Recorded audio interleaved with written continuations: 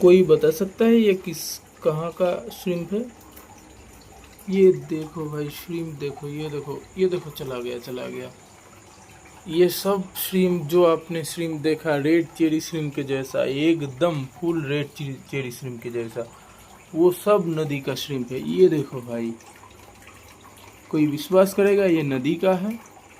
मैंने महानंदा रिवर से पकड़ा है भाई। ये सब भी हमारा इधर का रिवर फिश है। ब्लैक श्रिम्प है, रेड श्रिम्प है, ट्रांसपेरेंट एमानो श्रिम्प टाइप का श्रिम्प है। ये देखो एमानो श्रिम्प टाइप का श्रिम्प, ये देखो भाई, बहुत टाइप का श्रिम्प। ये देखो एक रेड चिली श्रिम्प, बहुत टाइप का श्रिम्प मिलता है भाई नदी में। आप नदी में जाओगे भाई, बहुत टाइप का मच्छी मिलता है हमारे इधर रिवर फिश में भी भाई, बहुत टाइप का फिश मिलता है, बहुत शानदार शानदार फिश मिलता है। तो आप भी हमारे रिवर फिश रखना शुरू करिए और हमारे रिवर फिश को भी प्रमोट करिए। थैंक यू दोस्तों, बाय बाय।